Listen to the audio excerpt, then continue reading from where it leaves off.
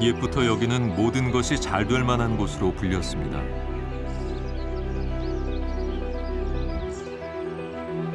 푸른 기운으로 인류를 일깨운 차의 성지기도 하죠.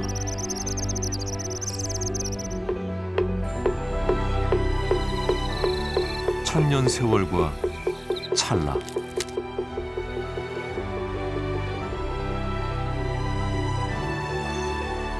구도의 집이 품은 선사의 발자취를 봅니다.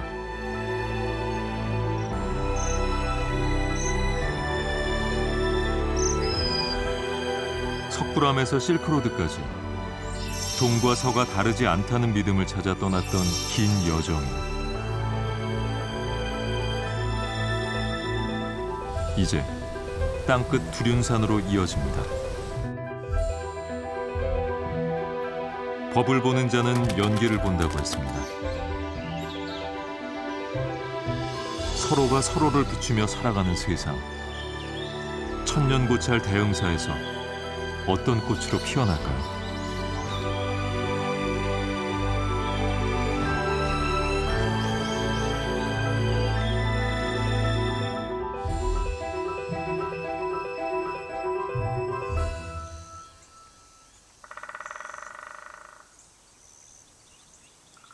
두륜산 품 안에 연꽃처럼 자리한 대흥사. 산세와 물의 흐름을 거스르지 않은 가람배치가 돋보이는데요.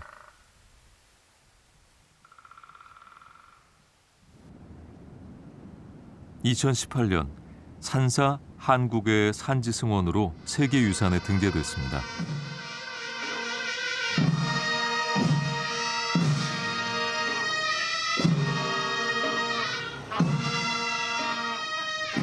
어명을 받든 취타대가 해탈문을 들어섭니다.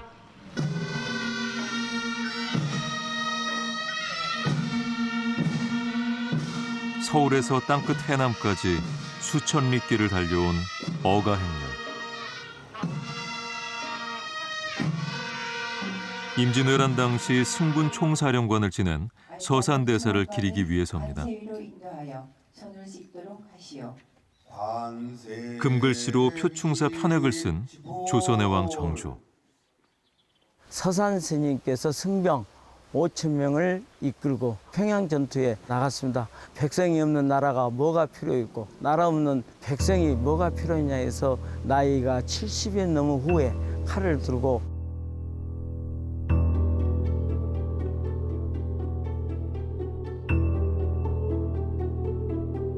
대흥사가 조선 불교의 중심 도량이 된 것은 서산대사의 유지 때문입니다.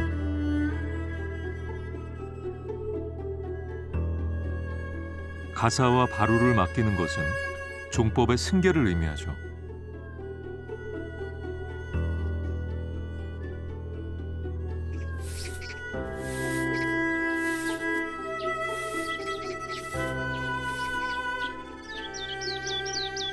늦가을 대흥사. 절집 한켠에서 꽃을 피우는 나무가 있습니다.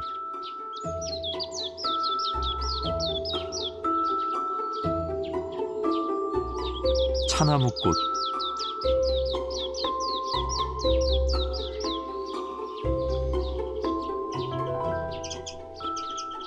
저는 찻꽃을 보면 참 신기하다는 생각이 들더라고요. 다 이 낙엽이 칠 때 얘만 푸릇푸릇하면서 하얀 꽃을 톡 터뜨리면서 향기가 그윽하게 나거든요.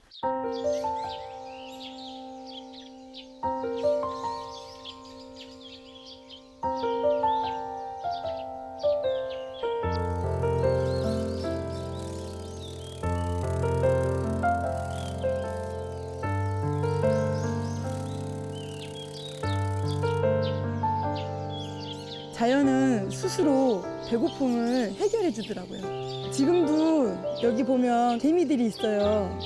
무수한 벌들, 무수한 곤충들이 막 달라붙어서 여기에 꿀을 따먹더라고요. 겨울을 준비하기 위해서 여기서 식량을 얻어가는 걸 볼 때 신기하더라고요. 그리고 우리 또한 여기서 영양분을 얻어가잖아요. 뭐랄까 맑음을. 차 향에 대한 맑음을 얻어가서 얘들이 우리한테 주는 역할이 많은 것 같아요. 나비는 공짜로 꿀을 가져가지 않습니다.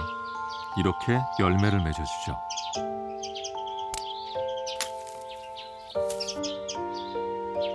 꽃과 열매가 만나는 차나무. 꽃은 수분이 된 후 1년 동안 여물어야 비로소 씨앗을 내보낼 수 있습니다.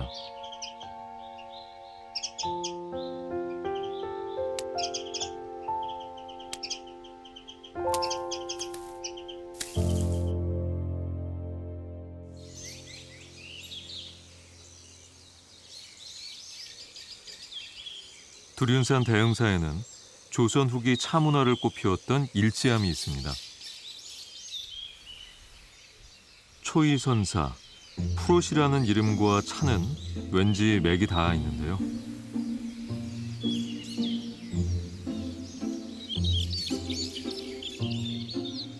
초이선사는 일지암에서 43년간 생활하며 직접 차를 재배하고 차에 관한 책을 썼습니다. 들어오셔. 예.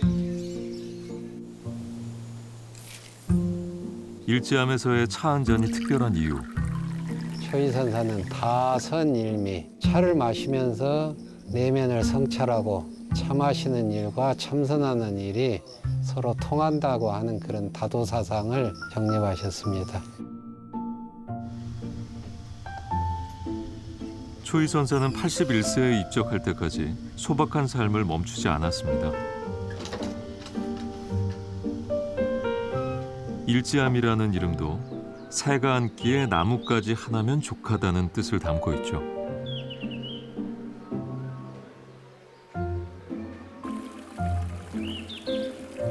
새소리와 맑은 물소리, 일지암에서의 차는 마음 수양입니다.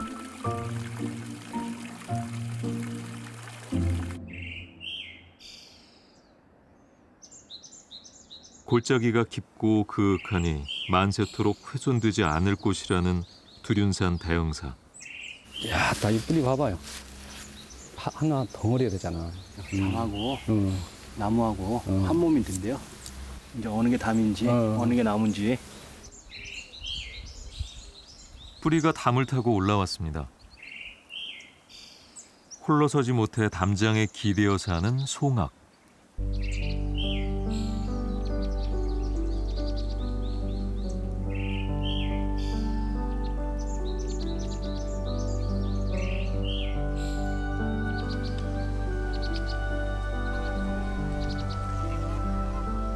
송악꽃이 수분을 위해 일꾼들을 불러 모읍니다.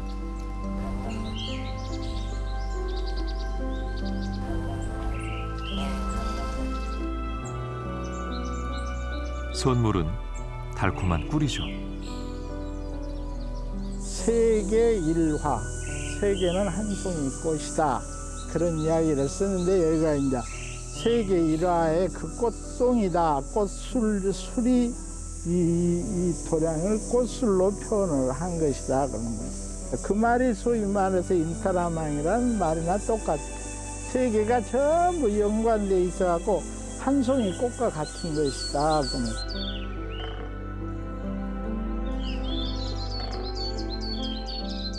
이 도량과 세상을 한 송이 꽃으로 보았군요.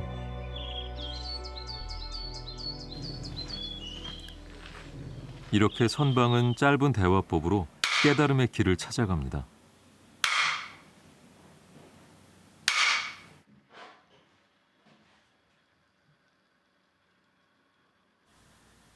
동안거. 화두는 짧지만 끝없는 참선이 이어집니다. 11월부터 3개월간 자신을 응시하는 무거운 시간이죠. 이제 이 안거를 하게 되면은 직관적으로 자기 자신을 바라보는 그 한 생각 속에 일법 속에 만 가지가 다 들어있다. 이제 그렇기 때문에 가보자 반가보자를 틀게 되면 만 가지의 생명이 함께 준동하고 있고 그 앉아 있는 그 자리가 우주의 중심이 된다.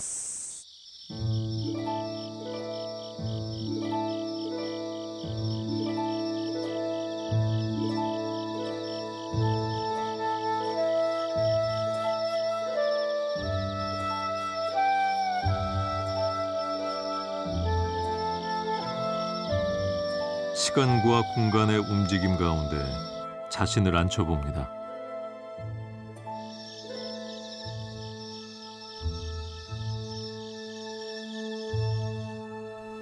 갑자기 어느 순간에 트인다는데 얼마나 많은 화두가 이 선방을 거쳐갔을까요? 자신을 가두고 마음 문을 여는 동안거 수행. 조심스레 들어선 선방. 세계의 일화를 떠올리며 말을 걸어봅니다. 나비가 어떤 꽃의 일부 같다는 생각이 들고요. 바람에 흔들리는데도 이 두 나비가 서로를 놓지 않습니다. 꽃이 나비인지 나비가 꽃인지.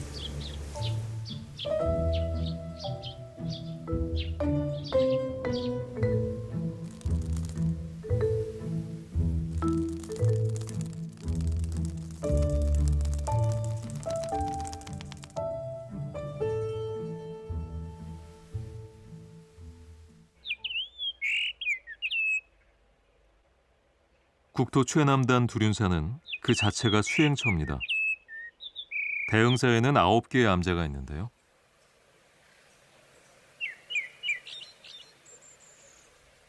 저 멀리 만이람터와 천년수도 보입니다.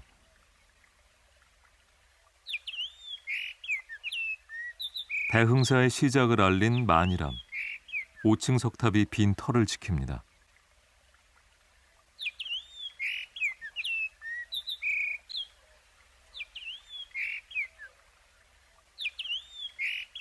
만이람 곁엔 수령 1000년의 느티나무가 버티고 있죠.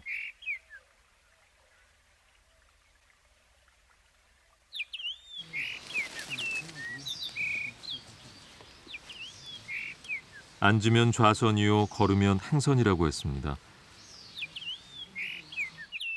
걸음이 가벼워지는 것은 자연의 위안이 있기 때문입니다.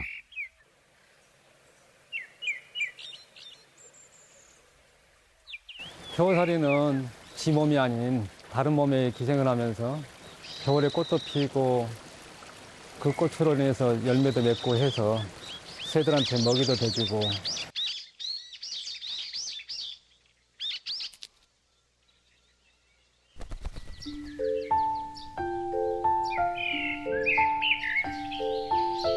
참나무에 기생하며 열매를 맺은 겨우살이.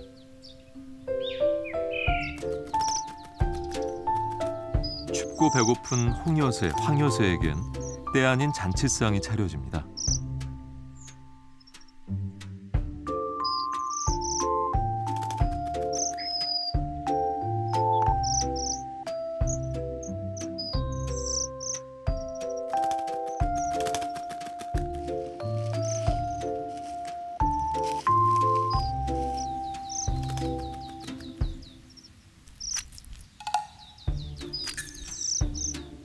겨우살이는 새들과 끈끈한 관계를 맺고 있습니다. 새를 통해 씨앗을 퍼뜨리기 때문이죠.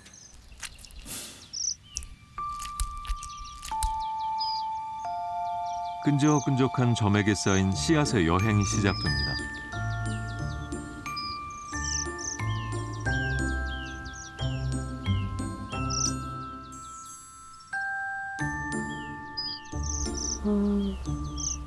나무에 착 달라붙게끔 인연 지어주게끔 만들어져 있네요.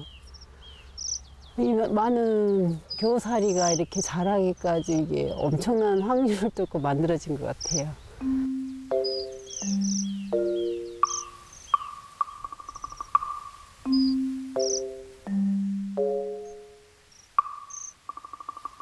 나뭇가지에 매달린 씨앗, 바람의 운명을 맡깁니다.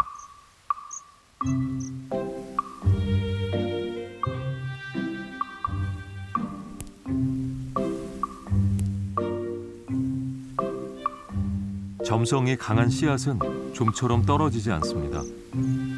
이제 남의 몸에 뿌리를 내려야 새싹을 틔울 수 있습니다. 하지만 불발탄도 있기 마련. 연주알 같기도 하고 모빌 같기도 하고 강하네요.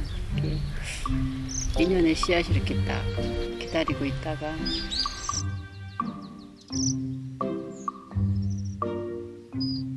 돌탑에 붙은 우연, 인연으로 이어질 수 있을까요?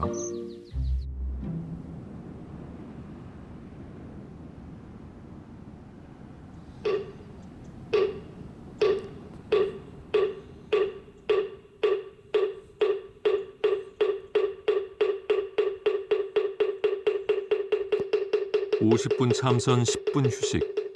규율의 무게만큼 걸음도 무겁습니다.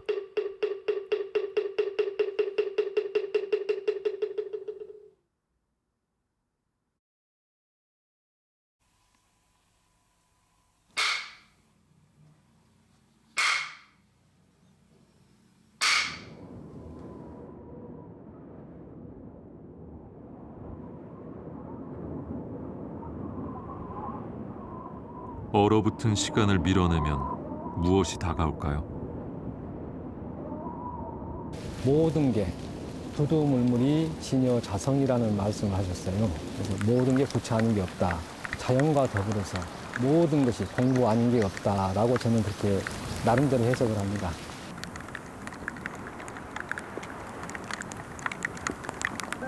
얼음장 속에서 꽃을 피워내는 앉은 부채. 앉은 부처에서 유래된 이름인데요. 꿋꿋이 참선하는 스님을 닮았습니다.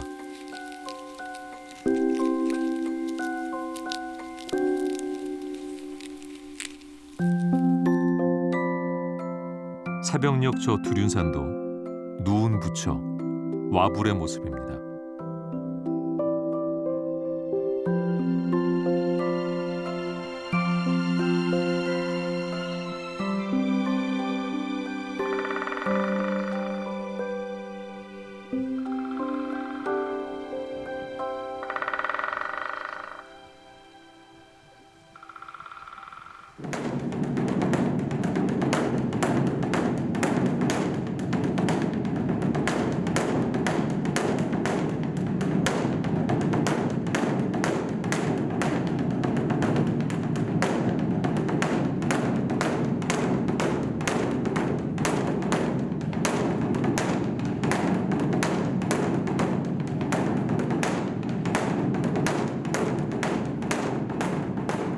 벚꽃 소리에 열리는 꽃세상이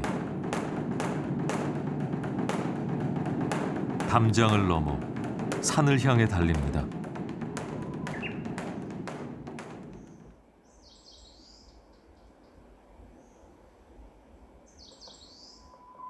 노승봉 아래 북미르감의 봄.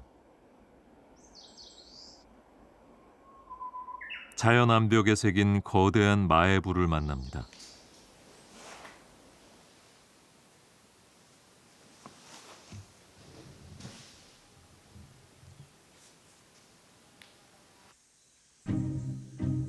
넓적하고 풍만한 얼굴,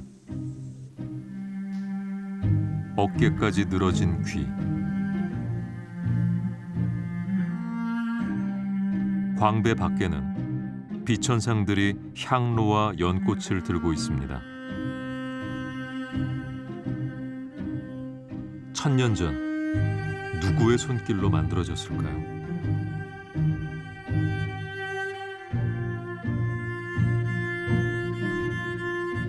어떤 마음으로 이 돌부처 앞에 엎드렸을까요?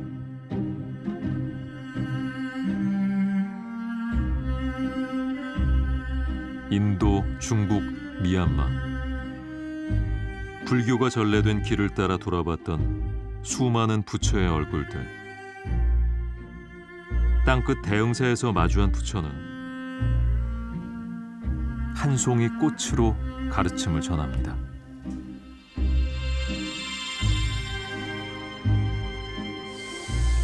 마음에서 마음으로 이심전심으로 전하는 이 신법을 전하는데 이제 제일 처음에 쓰신 것이 이제 꽃을 쓰신 것이 부처님의 여마미소.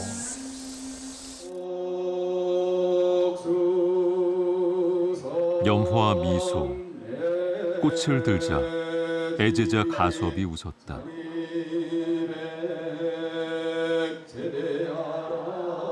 가르침을 따르는 자는 모두 부처의 제자들입니다.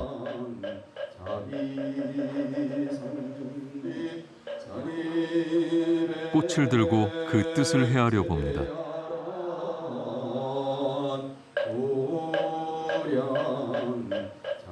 이심전심으로 내려온 선풍의 역사가 다시 꽃으로 피어납니다.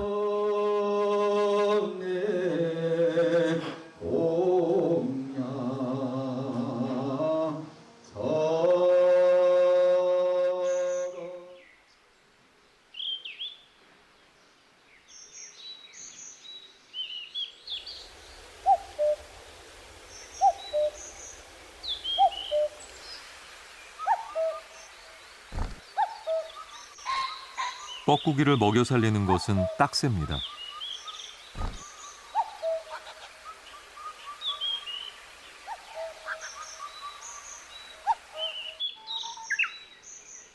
겨우살이가 달라붙었던 참나무 숲.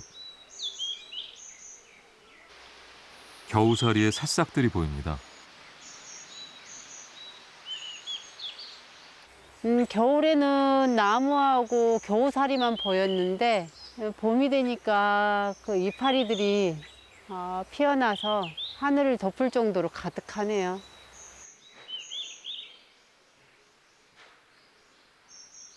남의 몸에 붙어 살아야 하는 운명.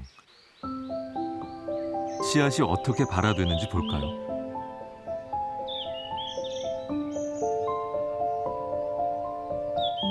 점액질이 마르면서 뿌리가 나오기 시작합니다.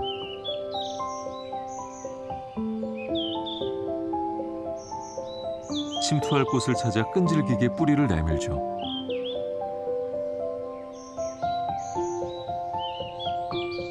성장은 매우 느리지만 한 번 자리 잡으면 떨어질 줄 모릅니다. 하지만 참나무는 영양분을 나누며 함께 살아갑니다.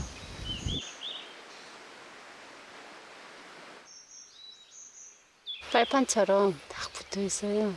이 씨앗에서 영양분 받아가지고 좀 싹은 났는데 여기가 도토리 나무가 아니네요.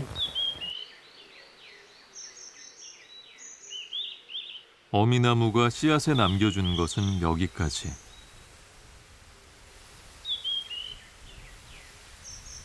인연이 닿지 않으면 매달려도 소용이 없습니다.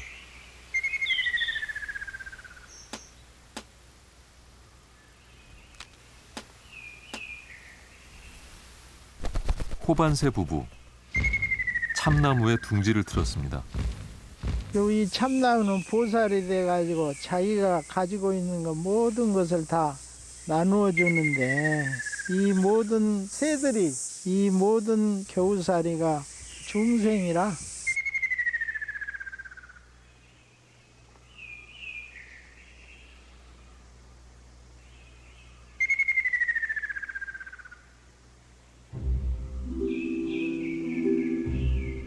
씨앗 한 톨이 온 힘을 다해 새싹을 내밉니다.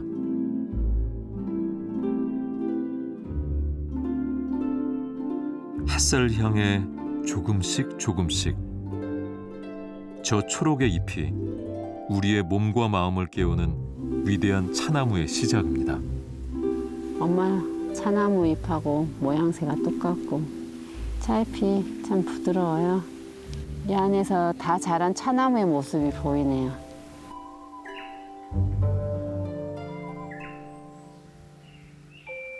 흔히 자주 있는 일을 일상다반사라고 하죠. 여기엔 차를 마시고 밥을 먹는 일상 자체가 수행이라는 뜻이 담겨 있습니다. 차인으로서 초이 스님은 조선의 유교 문화와 중국 차에 밀려 그 자체를 초이 선사를 기려 아시아의 스님들이 모였습니다.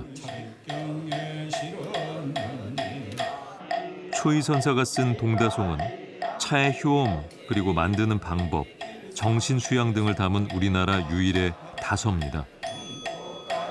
하늘이 예뻐하여 온 아름다운 나무여 그 덕스러움이 귀한 굴나무와 같게 돗자리를 옮기지 아니하고 따뜻한 남쪽에서 난 하늘 사람과 신선과 인간 귀신이 다 같이 사랑하고 아끼었으니 너의 물건됨이 참으로 기이함을 알 수 있도다.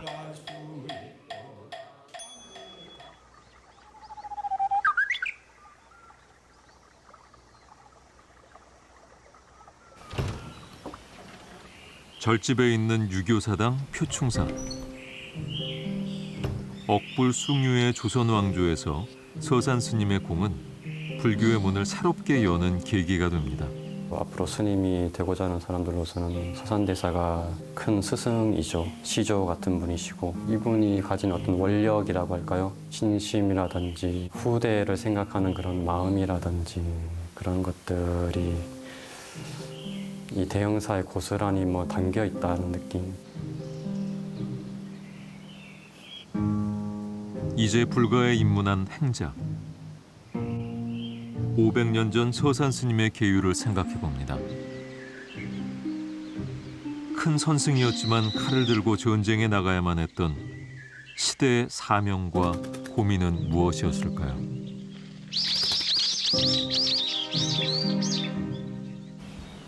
저 양민들이 그 외구한테 무참히 살해되는 것을 보고만 있을 수 없다. 소위 말해서 살생의 계를 지녔지만 소위 말해서 어린아이를 독사가 물려고 하면 독사를 죽여서 어린아이를 살려야 된다고 말이야. 그것이 개를 파하는 거지. 더 중요한 일을 위해서 조그만 개는 파할 수 있다. 열 때 열고 닫을 때 닫는다. 여기 절의 숨은 내력을 가장 잘 보여주는 곳이 있습니다. 대흥사 부도전.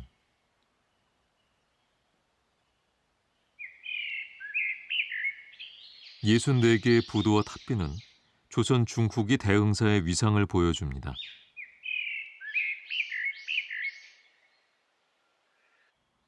서산대사의 공적으로 스님들이 부역에서 면제되고 공부에 전념할 수 있어 큰 도량이 됐죠.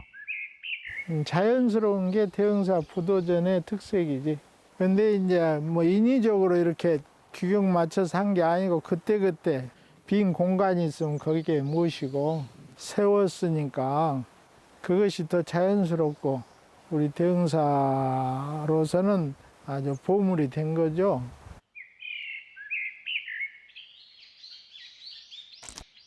조선 불교의 선풍을 일으켰던 선사들의 발자취. 그 중심에는 서산대사가 있습니다.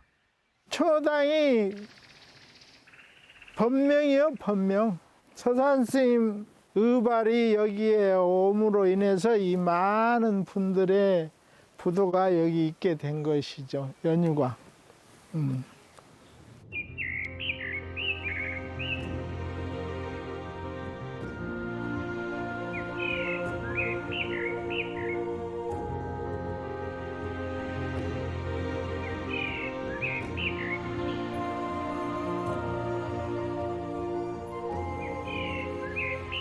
부도전 위에 소나무가 꽃가루를 날리는 시간.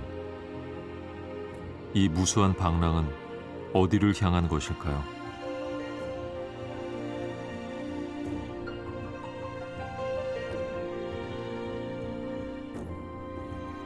불가에서는 티끌에도 우주가 있다고 말합니다. 우리가 이 세상에 온 것도 저 꽃가루의 확률처럼 기적적인 것이었겠죠.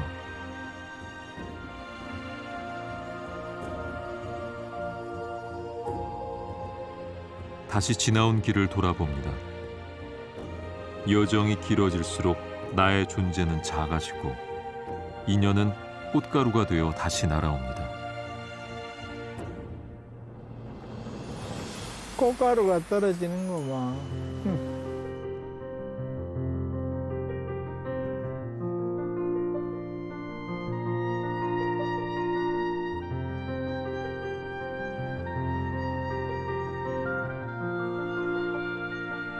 무르익은 꽃가루. 준비는 항상 목적을 분명하게 합니다.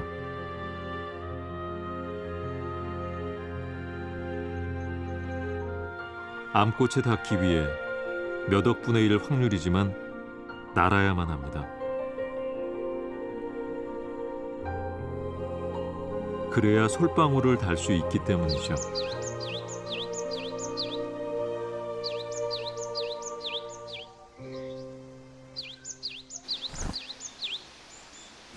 부도전 담장에 박새가 둥지를 틀었습니다. 작은 틈새지만 박새 가족에겐 든든한 요새입니다.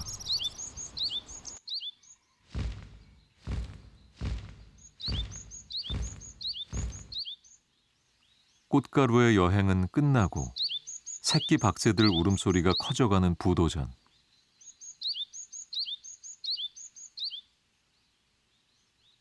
스님은 솔방울의 내력을 놓치지 않습니다. 이 속에 솔씨가 있어, 솔씨. 이 솔씨가 이 소나무 전체를 포함하고 있는 거예요. 그래갖고 이거 이 땅 속에 들어가면 싹이 터서 근본으로 들어갔다 현상으로 나타나고.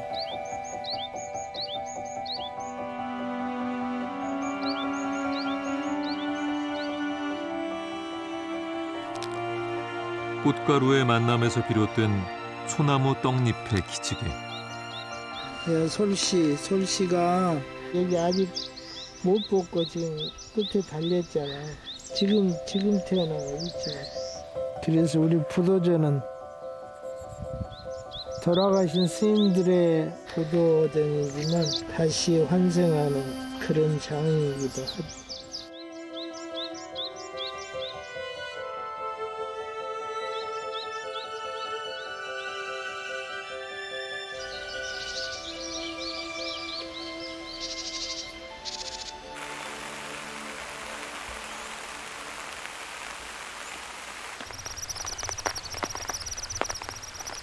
야생의 녹차밭은 초록의 잎만 키우는 것이 아닙니다. 동박새, 마른 풀과 이끼로 근사한 집을 지었네요.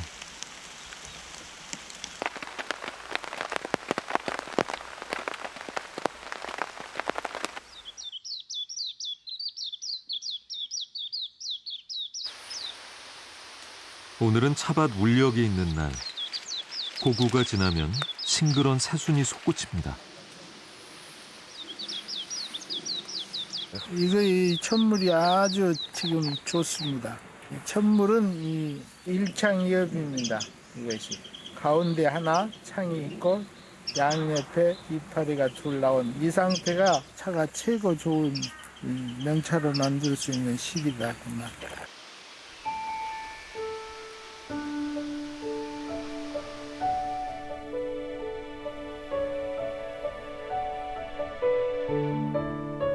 연두빛 찻잎.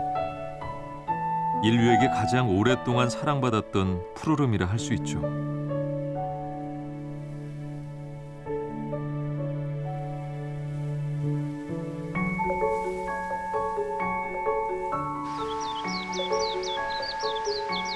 차밭 동박새. 하루가 다르게 새끼들은 커갑니다.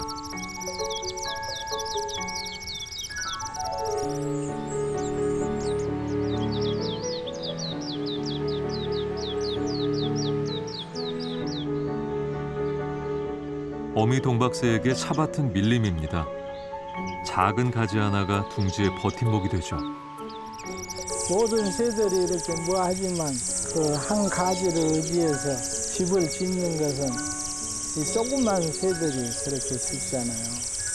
한 가지 속에 있는, 또 한 가지 속에 있지만 이 나무 전체를 포용하고 있다.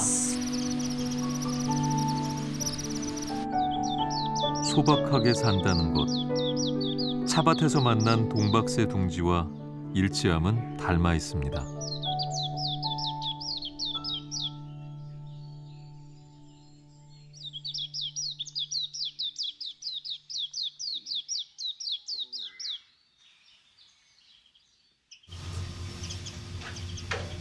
찻잎은 따고 나서 바로 작업에 들어가야 합니다.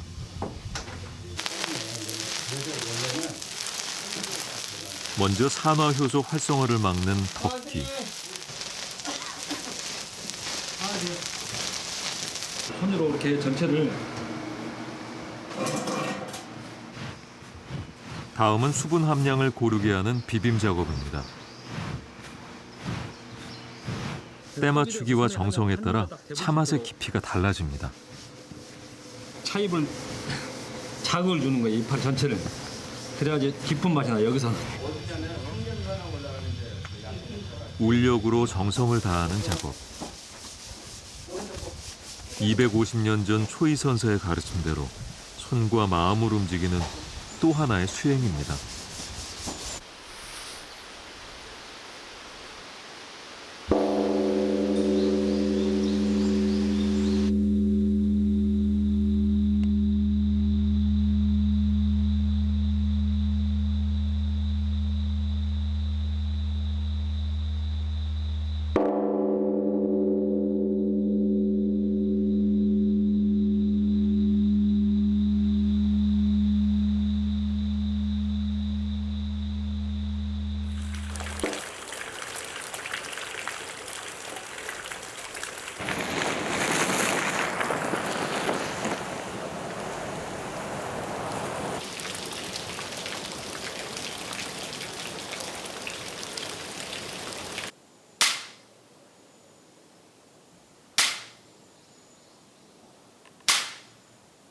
죽비 소리로 다시 하한거가 시작됩니다. 자기 화두가 순이럴 때는 참 시간 가는 줄 모르고 그렇게 편안하고 가볍고 법열이 차 있다가도 화두가 덜 끓기 시작하면은 온 몸이 360 골절 마디마디가 다 따로이 분리되는 것처럼 그렇게 힘들고 어렵습니다. 힘들고 힘들지 않느냐고 하는 기준은 자기 내면적인 공부 여하에 달려있다고 저는 생각을 그렇게 합니다.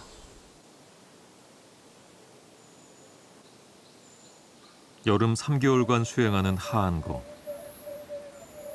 우기의 초목과 벌레들의 살생을 막기 위해 외출을 삼가는 인도의 전통에서 시작됐죠.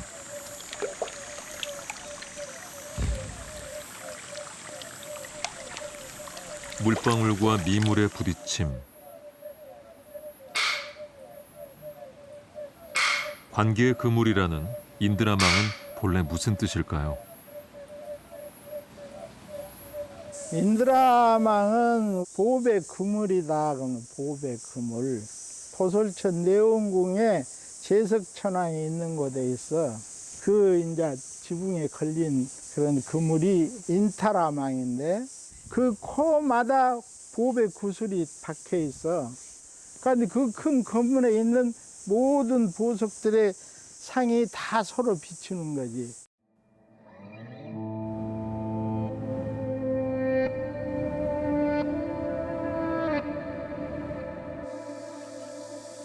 그렇다면 서로 상을 비춘다는 것은 무슨 뜻인가요? 소위 말해서 이 세상 모든 것은 다 중중무진의 세계다, 끝없는 세계다 그 말이에요. 서로 그것을 안고 서로 돕고 해서 한 실체로만 존재할 수 없다 그 말이에요.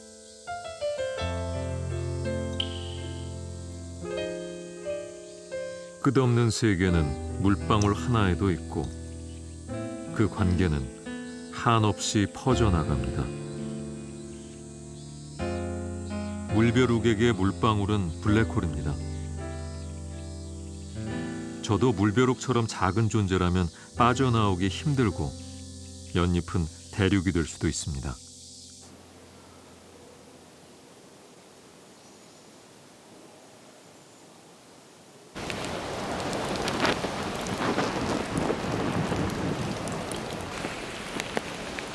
거저 익어가는 열매는 없습니다.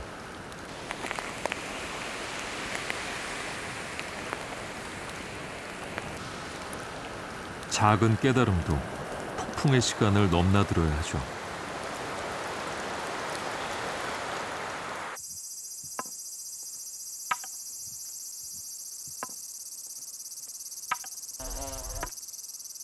불자의 걸음엔 밟히는 것이 없어야 합니다. 숲에 퍼지는 지팡이 소리.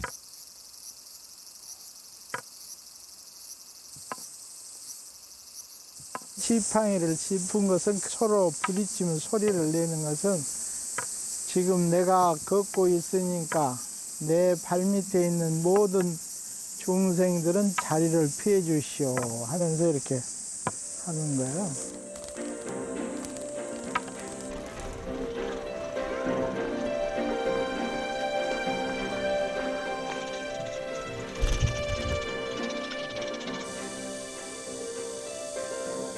스님의 지팡이를 따라 탑 앞에 왔습니다. 천년의 세월을 간직한 대흥사 3층 석탑. 이 탑에는 얼마나 많은 기도와 비원이 쌓였을까요? 도롱이벌레, 의지할 곳을 찾아 여기 왔습니다.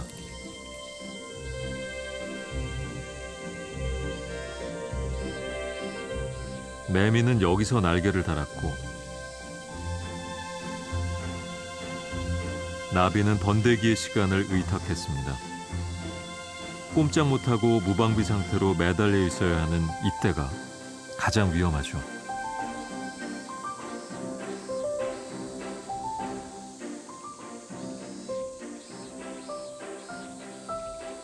저 곤충들도 우리가 보기에는 아무 의식, 마음이 없는 줄 알지만 쟤들도 다 마음이 있어.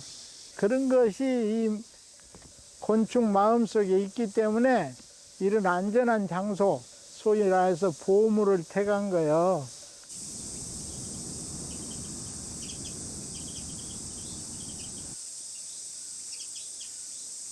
비와 뙤약볕을 피하기 위해 찾아온 곳. 나비의 일생의 가장 극적인 순간이 시작됩니다.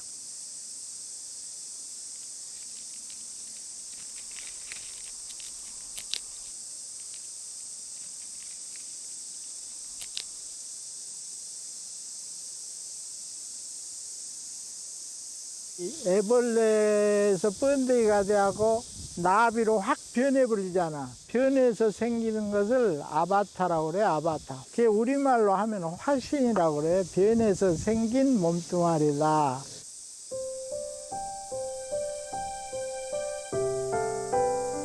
몸의 완전한 탈바꿈, 아바타.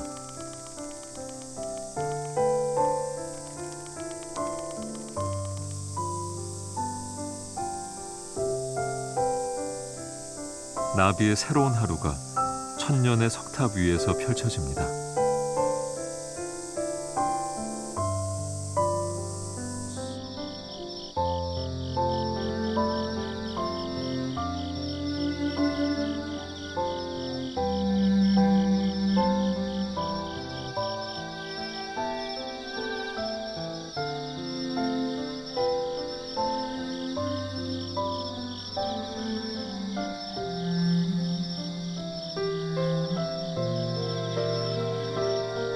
땅과 하늘의 경계, 마음과 몸의 경계. 그 바꿈은 고통의 시간을 동반합니다. 단 10분이, 단 1분이 몇 달과 같은 시간의 어떤 지루함이 밀려오면서 시간의 무게감을 제일 먼저 느끼게 시간이 안 가니까 이제 그러다 보니까 이 몸 전체가 다 뿔뿔이 다 흩어지는 현상. 뭐 다리는 다리대로, 허리는 허리대로 다 뿔뿔이 이렇게 흩어지는 그런 아주 힘든 괴로움.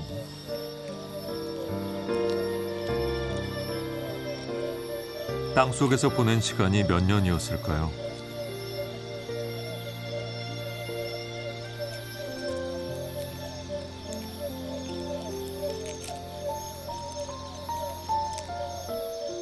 매미가 그 긴 시간의 무게를 털고 탈바꿈했습니다.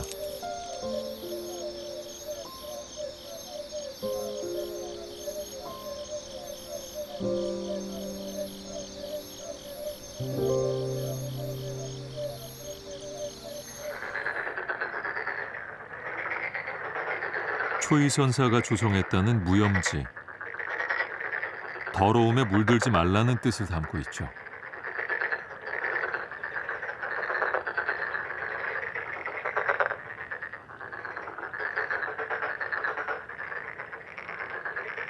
아침 일찍 꽃을 피우는 수련. 수련이 피어나는 연못에서는 어떤 중생들의 삶이 있을까요?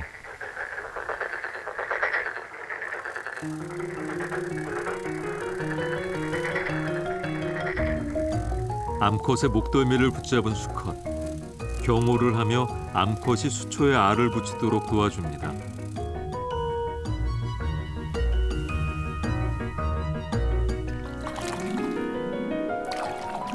하지만 연못은 참개구리의 왕국, 생사는 찰나에 달려있죠.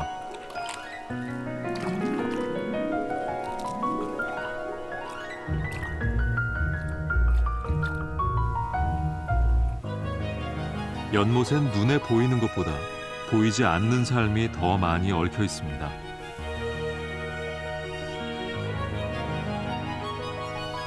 이 모든 연못의 하루를 지켜본 수련은 저녁이 되면 꽃잎을 닫고 잠을 청하죠.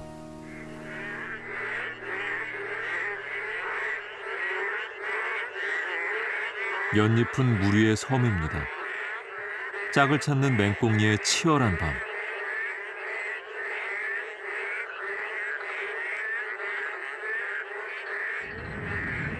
맹꽁이가 연잎 위에 알을 남겼습니다.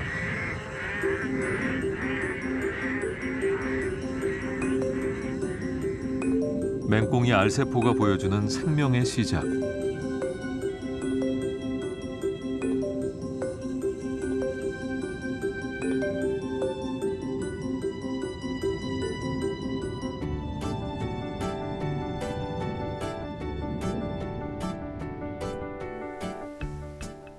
물이 마르기 전에 깨어나야 하는데 난관은 도처에 있습니다.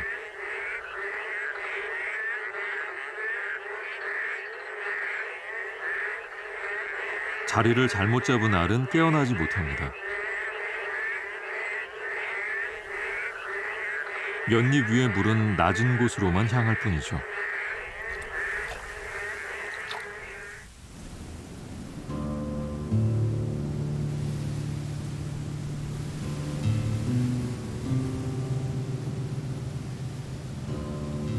물은 하늘로 올라가 구름이 되고 다시 비가 돼 땅으로 내려옵니다.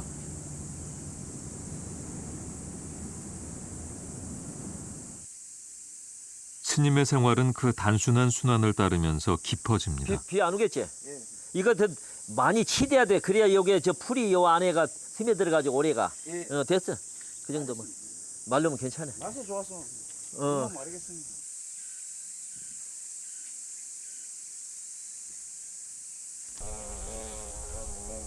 안거 중에 선방의 출입은 엄격히 금지돼 있습니다.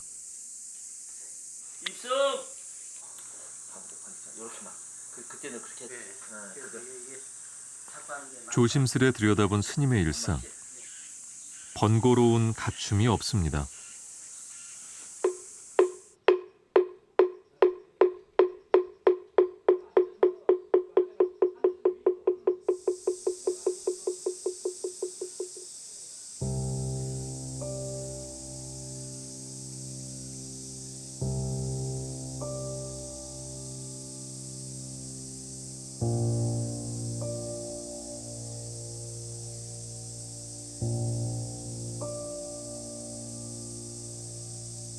그 50년이 넘는 시간 동안에 내 본참 화두를 지금까지 이렇게 들고 있습니다만은 그 한 결제 동안에 큰 어떤 그런 그 변화라든가 어둠이 있어야 함에도 불구하고 해제 때쯤 되고 나면 항상 부끄럽고 이렇게 후회가 이렇게 쌓입니다.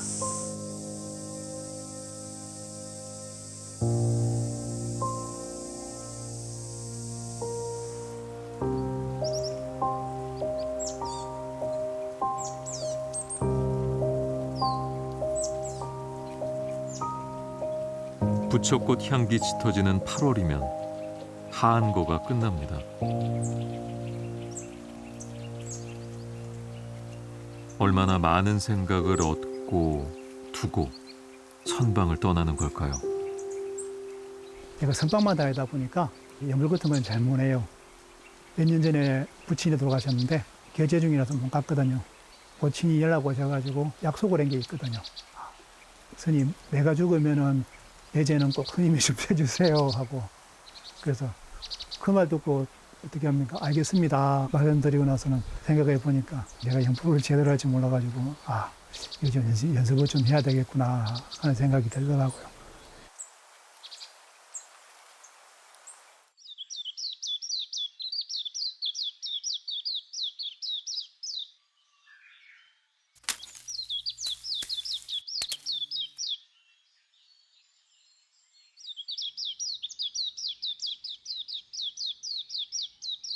지난 여름의 시간이 열매로 맺혔습니다.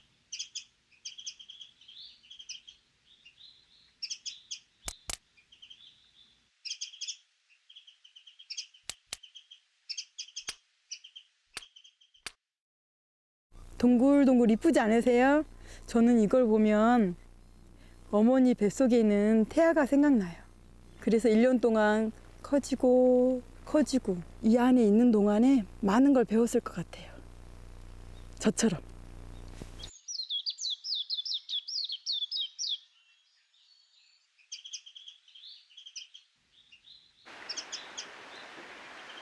부리에 노란 꽃가루를 잔뜩 묻힌 직박구리. 동백은 겨울에 꽃을 피우기 때문에 나비 대신 새들이 수분을 도와줘야 합니다. 이 숲에서 나눔이 없는 존재는 없습니다. 모든 세계는 한 송이 꽃이다. 수정되고 만개하고 꽃이 지면서 열매가 맺어지는 그 과정들이 우리가 성장하는 그 과정과 똑같거든요. 이 꽃 한 송이에 모든 것이 담겨져 있어요. 그래서 어른 스님들은 이 세상을 세 개의 일화라고 짧은 단어로 말씀하셨습니다.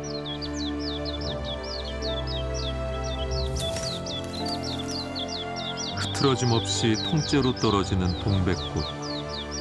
수행자를 닮았습니다.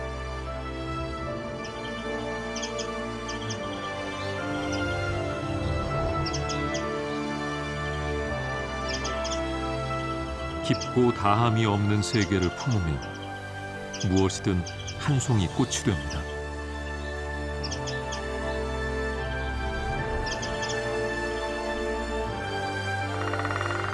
천년의 세월 동안 이어진 대흥사의 인드라마. 그 고배의 그물에 서로가 서로를 비추는 공존과 진리의 세상이 담겨 있습니다.